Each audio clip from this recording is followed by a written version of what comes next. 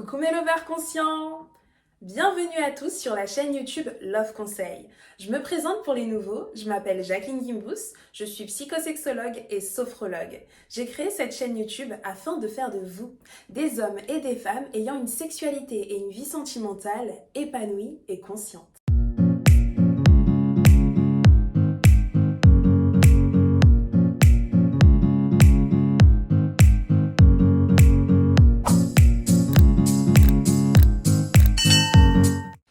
Cette vidéo s'adresse à toutes les personnes touchées de près ou de loin par l'endométriose.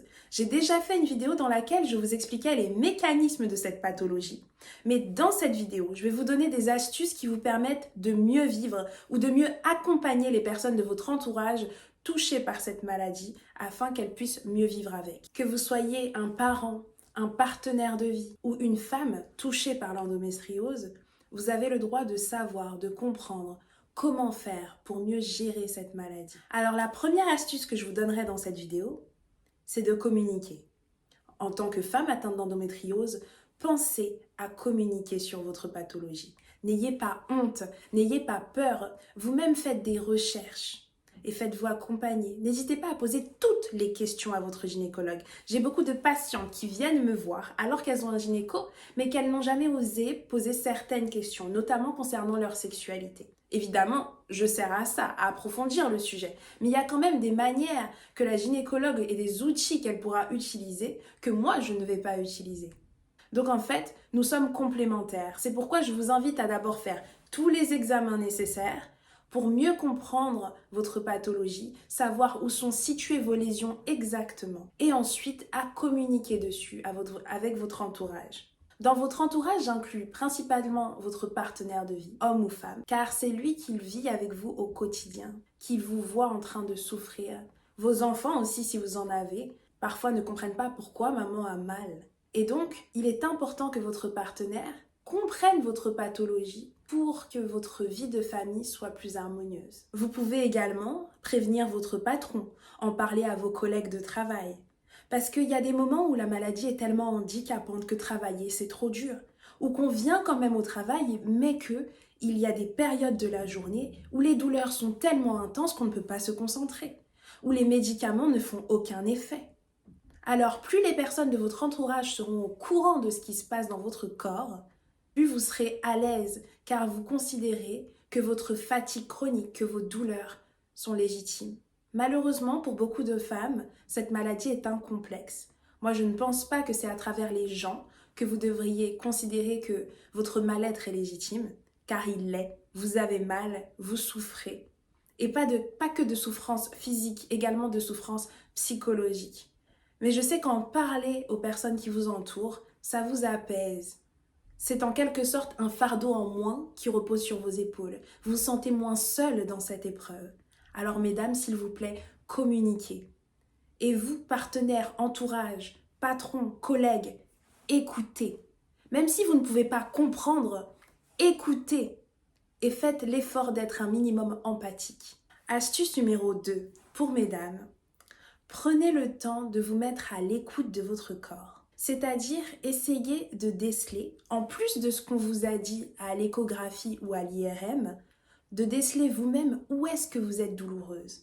Car comme je l'ai expliqué dans la précédente vidéo, ce n'est pas seulement au niveau de l'utérus et que durant les règles que vous avez mal. Vous avez mal aussi en dehors de vos menstruations et parfois à des endroits invraisemblables. On ne fait pas forcément le lien avec le fait d'avoir très très mal au dos et le fait d'avoir l'endométriose. Et pourtant, vous n'avez pas mal au dos que pendant vos règles, vous avez mal au dos plusieurs jours, plusieurs fois dans l'année, mais c'est en lien avec une lésion qui est par exemple située au niveau de vos ligaments utérosacrés. Vous avez mal, vous êtes constipé, vous avez la diarrhée, souvent une semaine avant les règles ou une semaine après les règles ou tout le temps pendant vos règles. Essayez de déceler à quel moment vous avez mal et à quel niveau vous avez mal. Où est-ce que vous avez mal et quand est-ce que vous allez mal. Alors, je vous conseille de prendre une application, vive la technologie. Il y a plein d'applications qui existent. Malheureusement, elles sont écrites seulement pour suivi de grossesse en général, elles s'appellent, ou alors suivi de cycle. Voilà, vous tapez, il y a Diary, il y a Calendar, il y a plein de choses. Il y en a sur Apple Store, il y en a sur Android. N'hésitez pas, choisissez celle qui vous convient, celle que vous voulez. Ce que j'apprécie vraiment dans ces applications, c'est que 1. Ils vous permettent de connaître votre cycle, donc votre corps, de vous indiquer combien de temps ont duré vos règles, parce qu'à chaque fois vous notez le premier jour de vos règles et la fin de vos règles. Donc ça fait qu'ils peuvent anticiper, ils vous donneront aussi via l'application la date de vos prochaines règles. Vous allez découvrir si vous avez un cycle régulier ou irrégulier, si vous avez un cycle de 28 jours ou de 26 jours, etc. Et en plus, dans certaines de ces applications, et c'est celle-ci que je vous conseille de prendre, vous pouvez notifier vos symptômes. Vous pouvez cocher « j'ai la diarrhée, je suis constipée, j'ai mal à la tête, j'ai mal au ventre » et mettre même l'intensité de la douleur et le jour où vous avez eu plus ou moins mal. Si les applications, c'est pas du tout votre truc, prenez tout simplement un carnet de notes. Un carnet de notes dans lequel vous notez vos symptômes les plus récurrents.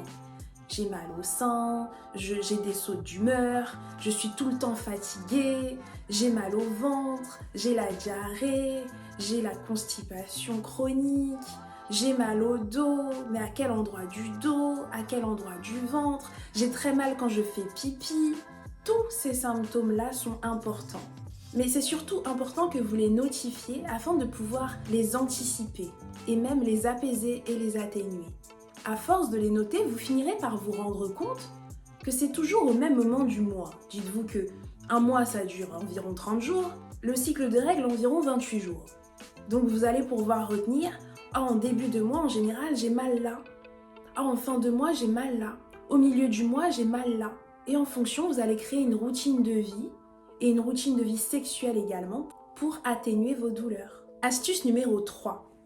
Ayez une alimentation équilibrée et plus particulièrement une alimentation anti-inflammatoire. Car, comme je l'ai expliqué dans la vidéo qui parle des mécanismes de l'endométriose, il s'agit d'une inflammation et c'est cette inflammation qui entraîne les douleurs aux endroits où la muqueuse utérine s'est déplacée et où elle ne devrait pas être. Alors, c'est pas facile de mettre en place cette alimentation anti-inflammatoire seule. Moi, je vous conseille de vous faire accompagner. Vous avez le choix entre un nutritionniste, un diététicien, une naturopathe, une phytothérapeute, enfin voilà, tout ce qui existe et qui peut vous aider à base de plantes, de tisanes, d'alimentation, d'hygiène de vie. Tous les acteurs que j'ai cités peuvent vous aider à trouver l'équilibre et donc à apaiser vos symptômes. Astuce numéro 4. Maintenant que vous connaissez votre corps, il faut que vous vous réappropriez votre sexualité. C'est super important, mesdames. Il faut savoir que la majorité d'entre vous ressentez des dyspareunies, c'est-à-dire des douleurs lors des rapports sexuels. Le plus souvent, ces douleurs-là sont profondes. Lorsqu'il y a pénétration, c'est lorsqu'on pénètre en profondeur que vous ressentez une certaine douleur. Il est possible d'avoir des douleurs superficielles, mais elles sont rarement dues à l'endométriose. Donc je répète, astuce numéro 4, prenez en main votre sexualité et adaptez-la à votre maladie. Adaptez-la à vos douleurs. Adaptez-la à votre fatigue. Adaptez-la à tous vos symptômes. Décelez les endroits où vous avez mal lors de la pénétration et par exemple d'éviter les positions qui vous font mal. C'est vous qui devez gérer les va-et-vient, gérer la cadence, l'intensité, la profondeur. En prenant par exemple la position andromaque quand c'est vous qui êtes au-dessus, eh bien ça va vous aider à guider l'acte. C'est vous qui gérez, c'est vous qui maîtrisez, ça vous met en confiance et vous avez moins mal. Alors que si au contraire, vous avez mal mais vous vous forcez quand même à avoir un rapport avec pénétration parce que cela fait plaisir à votre partenaire. Vous avez peur de le perdre, vous avez peur qu'il aille voir ailleurs, vous vous dites que c'est votre devoir conjugal. Donc vous acceptez quand même cette pénétration douloureuse. Eh bien sachez que même si vous le faites, au bout d'un moment, votre corps va réagir. Il va réagir en vous provoquant, malheureusement, du vaginisme. C'est-à-dire que plus aucune pénétration ne sera possible. Pas que pour votre partenaire. Ça veut dire que vous ne pourrez même plus mettre un tampon, un doigt, aller chez le gynécologue et qu'il vous ausculte en mettant un spéculum. Tout ça deviendra impossible parce que votre corps en aura eu marre. Il aura retenu que pénétration égale douleur. Donc votre périnée va se contracter naturellement, que vous le vouliez ou non, vous perdrez le contrôle. Voilà ce qu'est le vaginisme. Et voilà ce que je veux vous éviter. Et pour éviter ça, il suffit de vous mettre à l'écoute de votre corps, de faire de vos sentiments, de vos ressentis une priorité. Je rappelle qu'un rapport sexuel avec pénétration n'est pas une obligation. La pénétration, c'est une option. Je ne le dirai jamais assez. On parle de faire l'amour, on ne dit pas pénétration avec amour, on dit faire l'amour. Ça veut dire que vous devez juste exprimer votre amour physiquement, l'un et l'autre. Vous provoquez, vous donnez du plaisir mutuel. Voilà ce qu'est un rapport sexuel, ou du moins ce qu'il devrait être. Malheureusement, la société, la pornographie, les films, plein de choses font qu'aujourd'hui, on l'oublie et qu'on pense que s'il n'y a pas pénétration, il ne s'agit pas d'un rapport sexuel. Pourtant, messieurs et dames, je vous rappelle qu'il s'agit d'un échange de plaisir mutuel et que pour cela, la pénétration n'est pas obligatoire. Il y a plein de choses que vous pouvez faire avec vos doigts, vos mains, votre bouche et j'en passe. Vous pouvez aussi utiliser des objets externes, des sextoys, peu importe, mais la pénétration n'est pas obligatoire. Être sexuellement épanoui, c'est quoi? C'est d'être capable de jouir et de faire jouir. Être un lover conscient, c'est quoi? C'est être conscient que la sexualité varie en fonction de l'environnement, de ce qu'on vit dans notre vie, de notre psychologie, que le consentement est une obligation. Astuce numéro 5. Faites du sport. Je vous conseille de privilégier tous les sports qui travaillent vos abdos profonds. Pourquoi? Parce que vous avez des ballonnements dus à l'endométriose qui vous donnent cet aspect gros ventre, ventre de femme enceinte. Et pour essayer d'atténuer ce symptôme, il faut vraiment travailler vos abdos profonds, pas les abdos superficiels. Donc il y a le yoga qui fonctionne très bien, le pilate, la natation, tout ce qui vous aide, qui vous permet de gainer. Et il vaut mieux que ça soit des sports doux, parce que justement, vous êtes souvent très douloureuse, donc évitez les sports qui sont trop hard, quoi. En alliant une activité physique régulière, une alimentation saine et anti-inflammatoire, en apprenant à connaître votre corps, en maîtrisant votre sexualité, franchement, il n'y a pas de raison que vous ne vous sentiez pas mieux. Le dernier conseil que je vais vous donner dans cette vidéo, c'est de vous faire accompagner. N'hésitez pas à demander de l'aide. Ne restez pas seul. Ne restez pas seul avec vos symptômes. Ne restez pas seul à culpabiliser, à critiquer votre corps ou à le détester. N'ayez pas honte de demander de l'aide. Au contraire, cette aide devrait même vous être proposée naturellement. Elle devrait être remboursée par la sécurité sociale.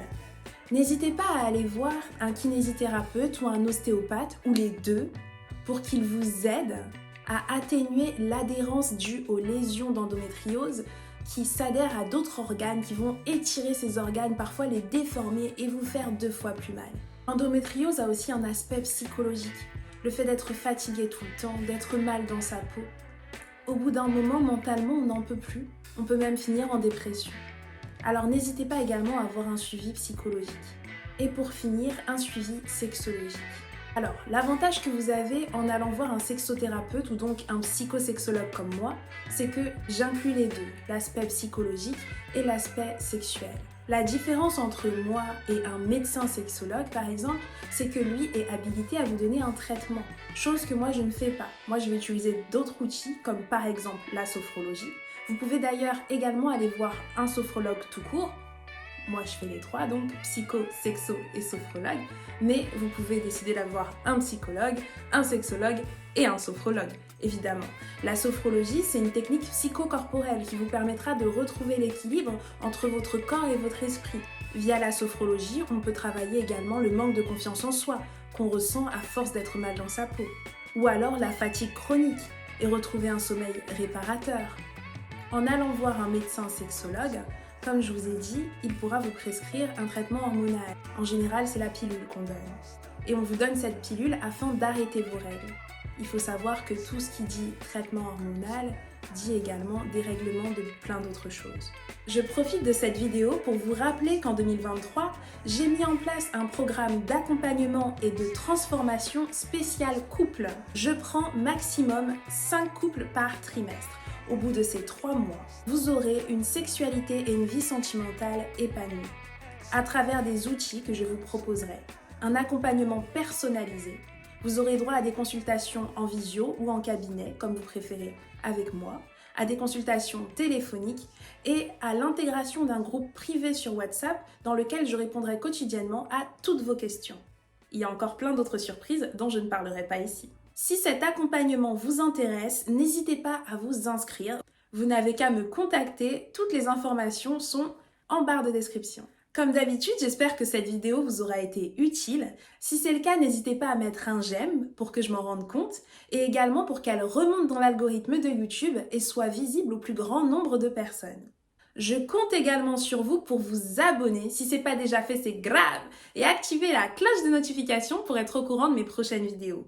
N'hésitez pas non plus à partager cette vidéo au plus grand nombre afin qu'il y ait plus de personnes qui dorment moins bêtes ce soir. À bientôt mes lovers conscients!